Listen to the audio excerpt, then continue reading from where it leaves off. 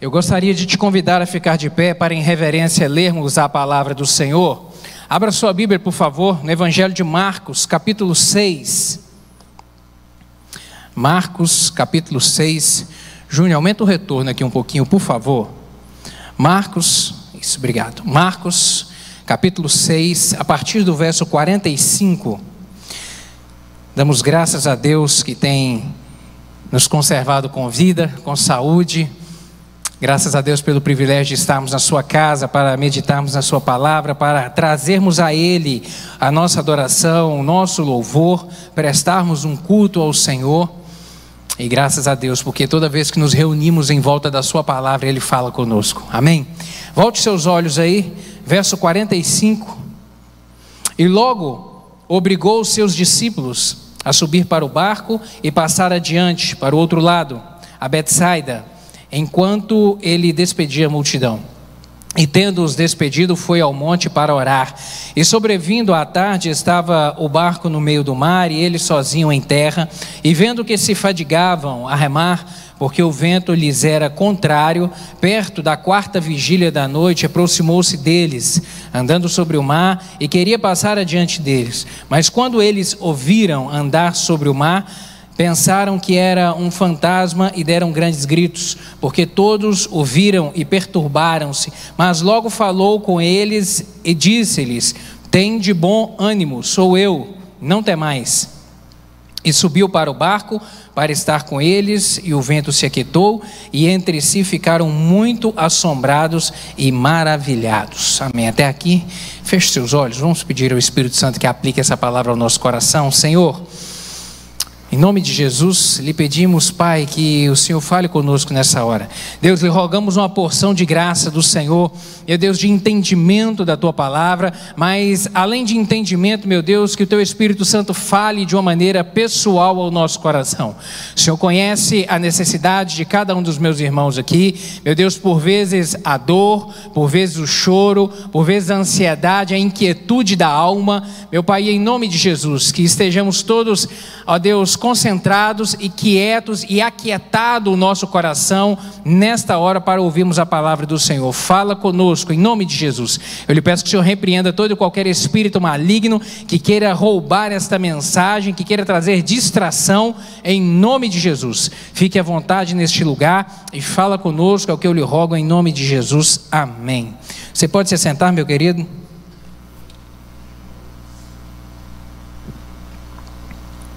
O contexto dessa passagem aqui, do capítulo 6 do Evangelho de Marcos, mostra que era um momento muito bom, era um momento que as coisas estavam indo muito bem. Se você voltar os olhos aí no início desse capítulo, você vai ver o Senhor Jesus Cristo operando milagres. No capítulo 5, ele cura a filha de Jairo, opera um milagre extraordinário na mulher do fluxo de sangue. No capítulo 6, ele opera o milagre aqui da multiplicação dos pães e peixes. Então, as coisas estavam indo de uma maneira tranquila ali no ministério. Nesse momento, certamente, os discípulos estavam empolgados, felizes com tudo aquilo que estava acontecendo. O Messias estava ali, o prometido estava junto deles, aquele que era prometido desde o Antigo Testamento e que viria para trazer a libertação do povo de Israel. Estava operando sinais e prodígios extraordinários. Então estava indo tudo muito bem. Os discípulos realmente estavam empolgados. As coisas estavam acontecendo de maneira normal. E essa diretriz que foi dada pelo Senhor Jesus a eles aqui, também era algo muito corriqueiro. Jesus despediu-os à beira do lago de Genezaré, ou mar da Galileia, talvez esteja na sua Bíblia, e fala para eles: olha, atravessem para o outro lado, eu vou permanecer orando e vocês sigam à frente. Isso era algo muito comum para eles ali, que alguns eram pescadores, tinham o domínio da arte de velejar por aquelas águas. O mar de Genezaré ali era o quintal da casa de alguns deles. Então estava tudo sob controle, estava tudo bem. O vento estava favorável, estava indo tudo bem. E quando o vento é favorável na vida da gente, é muito bom, porque as coisas vão bem. A vida fica mais fácil de ser vivida quando o vento está favorável. Quando o vento está favorável, o casamento está bem. está em paz, o marido, o relacionamento com a esposa está tranquilo, está indo tudo bem. Quando o vento está favorável, nós vemos os filhos crescendo com saúde, obedientes, tendo os desafios da criação de filhos que nós temos de maneira normal, mas está indo bem, porque o vento está favorável. Quando o vento está favorável no trabalho, as coisas vão bem, a empresa está prosperando, os clientes estão batendo a porta, as coisas estão caminhando, os recursos estão entrando, está tendo condição de quitar as contas. Quando o vento está favorável, a vida fica mais tranquila realmente. É muito bom remar quando o vento está favorável. É muito gostoso, é muito melhor, sem dúvida nenhuma. Mas em algum momento a coisa pode mudar. E o que aconteceu justamente aqui nessa passagem que nós lemos, a partir do verso 45, vai dizer isso. Narra um momento em que o vento mudou de direção. Quando eles saem da margem do mar, estava tudo bem, não tinha vento contrário, não tinha tempestade. E eles começam aquela caminhada, mas no curso dela, o vento muda de direção. O vento começou a ser contrário, e ele trouxe consigo uma tempestade. E algumas vezes é dessa maneira que acontece na nossa vida. O vento muda de direção e traz consigo uma tempestade. Agora ele passa a ser contrário. E remar e navegar com o vento contrário e viver ao mar e navegar no mar da vida com o vento contrário é mais difícil, é mais doloroso, é mais pesaroso. E muitas vezes, queridos, as maiores tempestades ou quando o vento sopra contrário, muitas vezes essas tempestades que enfrentamos não são aquelas que acontecem fora de nós. Às vezes as maiores tempestades nesse momento de vento contrário, elas estão acontecendo dentro de nós. É dentro de nós. Às vezes os tufões mais violentos não são aqueles que por vezes agitam as circunstâncias ao nosso redor. Às vezes os ventos mais impetuosos são aqueles que sopram dentro da nossa alma, trazendo angústia, trazendo preocupação, elevando o nível do estresse, trazendo conturbações, roubando o sono. Às vezes esse vento mais impetuoso é aquele que está soprando dentro, e não aquele que está soprando ao redor da gente. Mas voltando os olhos para essa passagem aqui, o Senhor falou tanta coisa ao meu coração, e a mensagem que eu quero que fique gravada no seu coração nessa noite é que no momento que esses ventos contrários soprarem, não fique desanimado por conta dessas tempestades, não fique angustiado por conta desse vento contrário, porque ele pode ser inesperado para você, mas ele não é inesperado para Deus. Ele pode ser uma surpresa para você, como foi uma surpresa na vida dos discípulos aqui, porque não estava no cronograma enfrentar aquele vento contrário no momento. Mas para o Senhor ele não é surpresa. Para Deus ele nunca será uma surpresa. Essa tempestade, elas podem estar fora de controle, de repente do seu controle, mas jamais estarão fora do controle do nosso Deus. Você pode, querido, por vezes não entender, de repente até mesmo a razão por que disso. Porque estava indo tudo muito bem, estava tudo muito favorável, tudo muito tranquilo, e de repente, como um estralar de dedos, de repente as coisas mudaram. De repente o tempo fechou, de repente o vento começou de uma maneira impetuosa a soprar contrário e trouxe um desajuste imenso na sua vida e na sua casa. E de repente você está muito angustiado em razão disso. Em nome de Jesus, essa noite, com essa palavra aqui, o Senhor vai gerar fé no seu coração. Você pode dizer amém? Amém. O nosso Deus é Deus de poder. Nós vamos aprender aqui nessa noite a desenvolver expectativas positivas quando o vento estiver contrário, quando o vento estiver soprando em desfavor, porque o Deus que permite esse vento contrário, Ele está conosco. Você pode dizer amém?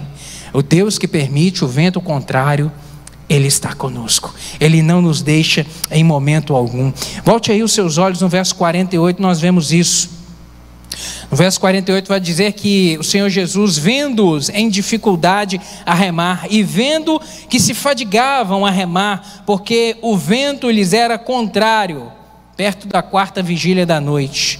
O Senhor Jesus não estava junto deles, eles estavam nesse momento, como eu disse, à beira do lago, numa montanha orando, mas ele viu ele contemplou que naquele momento, no meio daquela tempestade, os discípulos estavam remando e estavam fadigados, estavam cansados, estavam fadigados. Jesus, na verdade, querido, ele não estava longe, nem indiferente ao drama que os seus discípulos estavam vivendo ali. Ele estava orando no monte, estava orando. E é muito importante a gente perceber e ter essa noção na nossa vida e nos lembrarmos disso todos os dias, principalmente nos dias que o vento contrário sopra na nossa vida, que os olhos do Senhor continuam sobre nós, que a gente continua debaixo da proteção do Senhor, que a graça do Senhor continua ainda estendida sobre nós, mesmo que a gente às vezes não perceba. Salmo 33, verso 18, vai falar sobre a atenção de Deus sobre nós. Diz que os olhos do Senhor estão sobre os que o temem, sobre os que esperam na sua misericórdia. Os olhos do Senhor estão sobre aqueles que o temem, sobre aqueles que aguardam a sua misericórdia, sobre aqueles que buscam o Senhor. Temer ao Senhor aqui é aquele que anda com o Senhor, que tem compromisso com Ele, que o ama de verdade, que realmente deseja se aproximar dEle, caminhar com Ele na sua vida, na sua rotina, no seu dia a dia. Esse é o que ama o Senhor. E a palavra vem dizer que sobre esses daí estão os olhos do Senhor, a todo momento. Ou seja, que nada passa desapercebido. Quando às vezes pensamos que o Senhor está longe, na verdade Ele não está. Ele está sempre por perto e trabalhando por nós, porque assim diz a tua palavra, diz a sua palavra, que Ele trabalha por nós. Jesus, como eu disse aqui, Ele estava orando. Orar é uma ação. Jesus estava fazendo algo em favor dos seus discípulos, estava orando. O Senhor, Ele não dormita, querido. O Senhor não dorme. A palavra do Senhor diz isso, que Ele não dorme, não cochila, mas Ele trabalha por aqueles que nele esperam. Na palavra do profeta Isaías, capítulo 64, verso 4, ele vai dizer isso: porque desde a antiguidade não se ouviu, nem com os ouvidos se percebeu, nem com os olhos se viu um Deus além de ti, que trabalha por aqueles que nele esperam. Um Deus que trabalha por aquele que nele confia. Um Deus que se move a favor daquele que tem o seu coração devotado a Ele em amor, em sinceridade. Um Deus que move-se a nosso favor a todo momento, no tempo que o vento está a favor e também no tempo que o vento está contrário. O contemplar de Jesus, quando a Bíblia fala que esse olhar dele está sobre nós, e assim como Jesus aqui olhava para os seus discípulos e percebeu que eles estavam em um momento de apuro, esse olhar do Senhor sobre nós é um olhar de cuidado. Não é um olhar de acusação, um olhar para procurar falhas, um olhar para apontar o dedo e acusar. Que na verdade esse papel é o papel do diabo. Por isso que o Senhor Jesus o chama de acusador. Mas esse olhar do Senhor sobre nós é um olhar de misericórdia, é um olhar de graça, é um olhar de cuidado, é um olhar de zelo, é um olhar de zelo. Isso tem um grande significado para mim e para você, quando a gente tem essa consciência de que os olhos do Senhor estão sobre nós. Significa que você não está sozinho no momento da tempestade. Você não está sozinho no momento da tempestade. Porque às vezes, nesses momentos angustiosos da vida, esses momentos difíceis que por vezes nós vivemos, nós temos a fraqueza de perceber que talvez estamos sozinhos.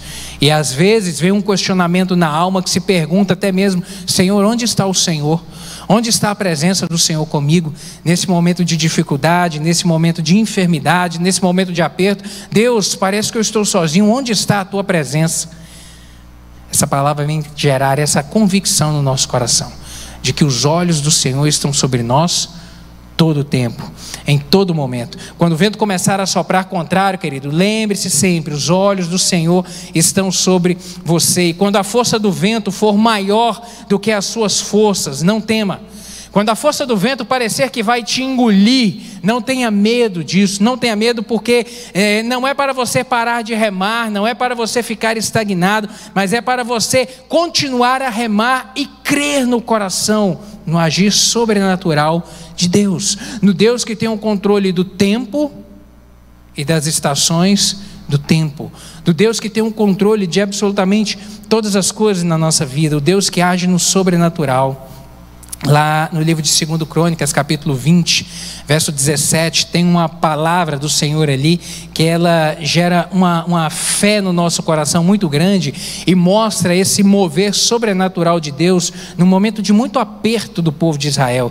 Diz o seguinte lá em 2 Crônicas, capítulo 20, verso 17, onde o Senhor Deus vem dizer ao seu povo, que nesta batalha não tereis que pelejar, portai-vos, ficai parados e vede a salvação do Senhor para convosco, ó Judá e Jerusalém. Não temais, nem vos assusteis, amanhã saí-lhes ao encontro, porque o Senhor será convosco. Esse aqui era um momento de muito aperto, era um momento de um vento contrário muito forte que soprava sobre o povo de Israel. 3 exércitos inimigos se uniram e se levantaram contra Judá. Nesse momento aqui, exército de os amonitas, os moabitas e os da montanha de Seir. 3 exércitos se uniram, era muita gente. Judá, Jerusalém, o rei Josafá, que governava nesse momento, não tinha a mínima chance. Mas a Bíblia diz lá no capítulo 20 que ele orou, pediu ao Senhor, rasgou as suas vestes, apregoou um jejum e orou e pediu a intervenção do Senhor, pediu que o Senhor tivesse misericórdia, que o salvasse. E naquele momento a palavra do Senhor, através da boca do profeta Isaías, vem dizer que os olhos de Deus estavam sobre eles. E aí Deus vem trazer essa palavra aqui para poder dizer: olha, nessa batalha não tereis que pelejar, porque eu estou vendo o que está acontecendo. O vento contrário, a tempestade se levantou, mas eu estou vendo, não está passando desapercebido. Portanto, vocês se levantem amanhã logo cedo, se levantem, comecem a marchar, e parem depois e vejam o meu livramento, e vejam o que eu vou fazer. E nessa batalha aqui, um anjo do Senhor matou 185.000 soldados inimigos, destruiu o exército inimigo. Por contrário, um começou a pelejar contra o outro, um exército a pelejar contra o outro, e eles se consumiram entre si. Deus é Deus que age. Acalme a sua alma, porque Deus vê onde ninguém vê. Acalme a sua alma. Deus vê onde ninguém vê. De repente você está angustiado e preocupado. Meu Deus, de onde virá o socorro? Senhor, olha para mim. Meu Deus, olha para mim. Deus está te vendo. Ele vê onde ninguém vê. Uma outra coisa que eu vejo nessa passagem aqui, no verso 50, e volte seus olhos, onde nós vamos ver que Jesus, ele acalmou o vento interior aqui, porque todos viram e perturbaram-se, mas logo falou com eles e disse-lhes: tem de bom ânimo, sou eu, não temais. A primeira palavra de Jesus aqui é muito interessante, que ela não foi para dar ordem ao mar e dar ordem ao vento para se aquietar. A primeira palavra de Jesus aqui foi direcionada a quem? Aos discípulos. E a palavra dele foi: tem de bom ânimo. A primeira palavra de Jesus aqui foi direcionada aos discípulos no sentido de acalmar a tempestade que estava no interior deles. Jesus percebeu que a angústia, a tempestade, o vento estava soprando mais forte no coração, na alma, no interior, nas emoções, do que aquele vento que estava ao redor deles. Por isso a palavra de Jesus foi essa: antes de aquietar a tempestade, ele aquietou a alma de seus discípulos. Jesus distinguiu que essa tempestade era imensa, era maior do que a tempestade que estava por fora. O problema interior era maior do que o problema exterior. Muitas vezes é assim na nossa vida. E é por isso que o Senhor Jesus vai dizer: tem de bom ânimo. Tem de bom ânimo. Levante. Tem de bom ânimo. É muito interessante que não é a primeira vez que o Senhor Jesus vai dizer essa palavra, essa expressão em momentos de angústia. João capítulo 16, verso 33. Jesus vai dizer que no mundo tereis aflições, mas tende bom ânimo. Por que Jesus disse tendes fé? Por que Jesus não falou: no mundo tereis aflições, mas tende fé? A fé não move montanhas? A fé não é tão importante? Por que Jesus falou: no mundo tereis aflições, tem de bom ânimo? Por que aqui nesse momento, em vez, Jesus poderia ter dito: ei, discípulos, sou eu, tenham fé? Por que Jesus não falou isso? Por que Jesus disse: tenham bom ânimo? Porque o ânimo, querido, o que é o contrário do ânimo? O desânimo. E o que o desânimo gera na vida, na minha vida e na sua vida? O que ele gera na vida do homem? Apatia. O desânimo gera apatia, o desânimo gera estagnação. Uma pessoa desanimada, ela não se movimenta, ela não sai do lugar, ela não tem coragem para prosseguir, para caminhar, para ir adiante, ela não tem coragem para orar, ela não tem iniciativa para orar, ela não tem iniciativa para ler a Bíblia, ela não tem iniciativa de buscar a presença do Senhor, ela não tem iniciativa nenhuma. Uma pessoa desanimada, completamente desanimada, ela entra até mesmo em um estágio de depressão, e a vida se encerra em razão disso, ela perde o sentido da vida. E os ventos contrários e as angústias da vida, elas têm esse poder sobre nós de afetar a nossa alma, as nossas emoções, a ponto de gerar um desânimo profundo que torna o homem e a mulher incapacitado de prosseguir, de caminhar, de buscar a Deus, de desenvolver fé, de louvar ao Senhor, de mesmo no momento de dificuldade abrir os seus lábios e exaltar o nome do Senhor. O desânimo nos abate de maneira completa. Por isso que o Senhor Jesus vem dizer, no momento da angústia, no momento da dificuldade, tenha bom ânimo, porque o bom ânimo vai te fazer louvar. O bom ânimo faz a gente louvar. O bom ânimo nos encoraja para buscar a Deus. O bom ânimo nos motiva a dobrar os nossos joelhos e clamarmos pelo milagre, crermos que o Senhor operará o milagre na nossa vida. O bom ânimo no tempo da alegria, da bonância, nos dá regozijo, satisfação, contentamento pela vida. O bom ânimo no momento da dificuldade, do vento contrário, da tempestade, nos dá encorajamento para prosseguirmos na caminhada. Tem de bom ânimo, tem de bom ânimo. Essa palavra gerou força, gerou encorajamento aqui no coração dos discípulos para que eles continuassem. Talvez você esteja vivendo, querido, essa dura realidade de uma tempestade, de repente de uma grande tribulação que parece que não tem fim. Em nome de Jesus, tenha bom ânimo. Jesus está com você. Tenha bom ânimo, mas não é ter bom ânimo como uma palavra de autoajuda, não é ter bom ânimo no sentido de buscar em você mesmo esse ânimo para se levantar, não é isso. Esse ter bom ânimo é ter bom ânimo na convicção de que o Senhor Jesus, o mestre dos mestres, o Deus de poder, Ele está comigo. É isso que vai gerar o bom ânimo. Nesse tempo hoje nós vemos tanta gente procurando autoajuda, nós vemos os coaches da internet ficando ricos e ganhando muito dinheiro, justamente ajudando as pessoas a ter equilíbrio emocional nas suas vidas. Mas na busca da palavra do Senhor, nós encontramos aqui a razão realmente para termos bom ânimo.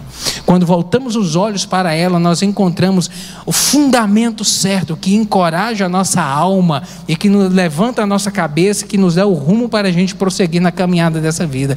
O que gera bom ânimo verdadeiro é a palavra do Senhor.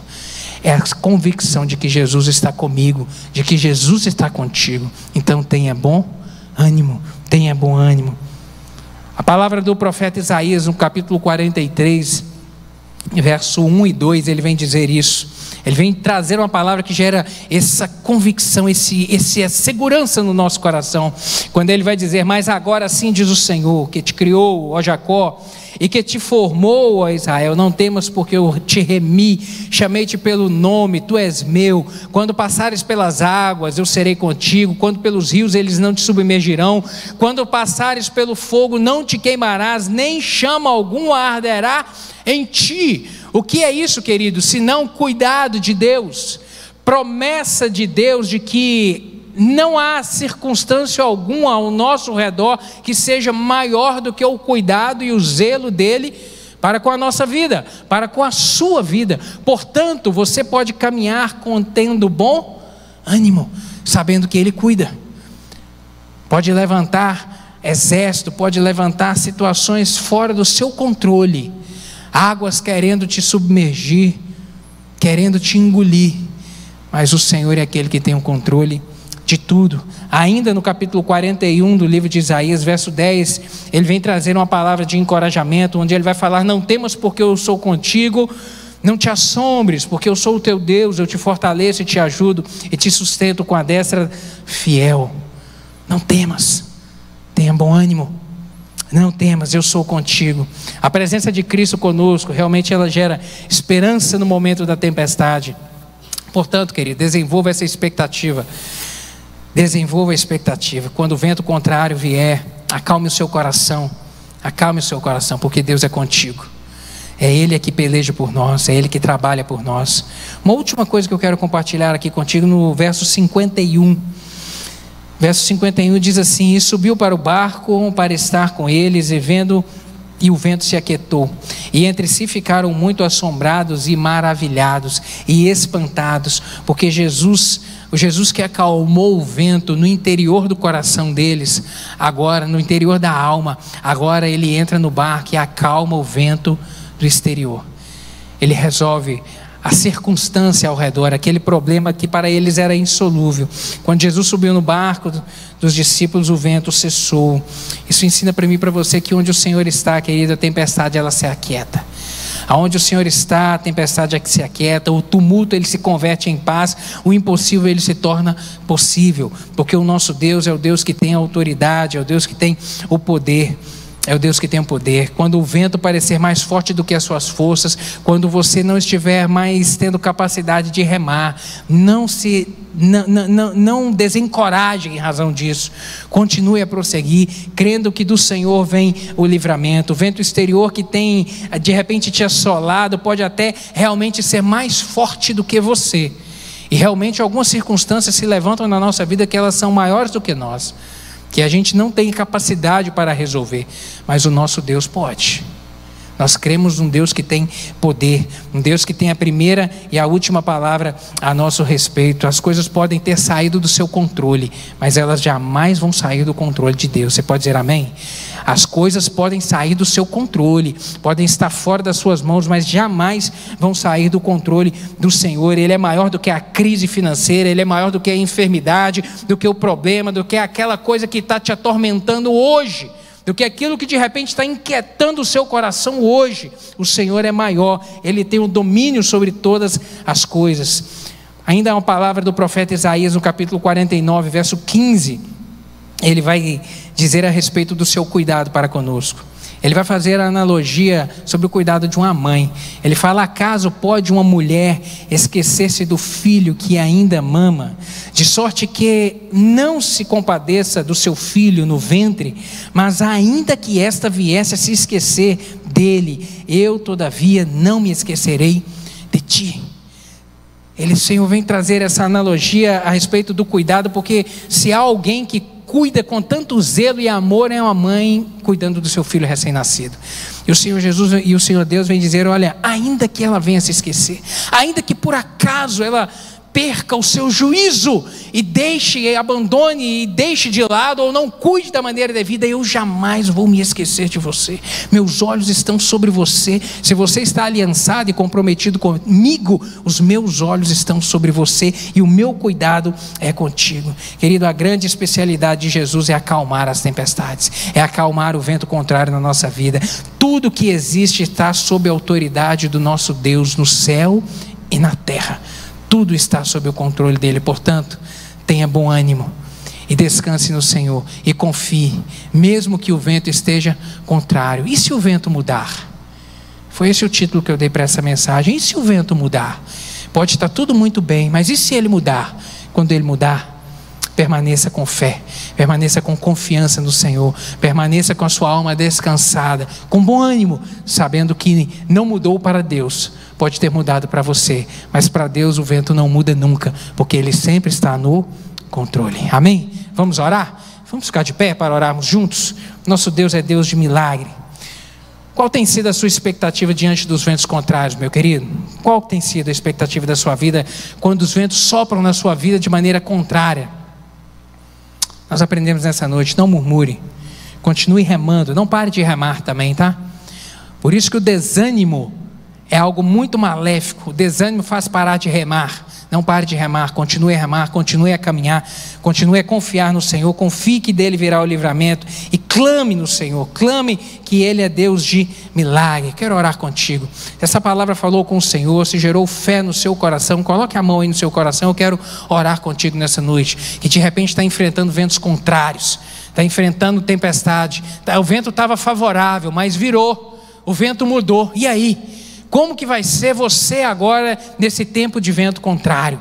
Em nome de Jesus, você vai continuar remando pela fé, confiando no Deus que tudo pode e que tudo faz. Pai, te damos graças pela Tua palavra, porque ela nos encoraja nessa vida. A Tua palavra, ela tem essa finalidade, nos mostrar, revelar o Senhor a nós. Revelar a nós que há um Deus no céu, todo-poderoso, Criador e sustentador de todas as coisas e que se importa conosco, que olha para nós, que o Seu olhar está sobre nós, o Seu zelo, o Seu cuidado está sobre nós. E em nome de Jesus, eu lhe peço que essa palavra gere fé no coração dos meus irmãos aqui nessa noite. Fala, Espírito Santo, de uma maneira poderosa, meu Deus, na vida de cada um, em nome de Jesus, meu Deus, e que sejamos nessa noite, cada um deles, encorajados no Senhor, a prosseguir na caminhada da vida, sabendo que mesmo diante dos ventos contrários, meu Deus, o vento é contrário a nós, mas não é contrário ao Senhor, que é o mestre dos mestres, que é o rei dos reis, aquele que tem o domínio, o poder e a autoridade no céu e na terra. Completa essa palavra no coração dos meus irmãos, é o que eu lhe peço, em nome de Jesus, amém, meu Deus. Deus te abençoe, meu querido.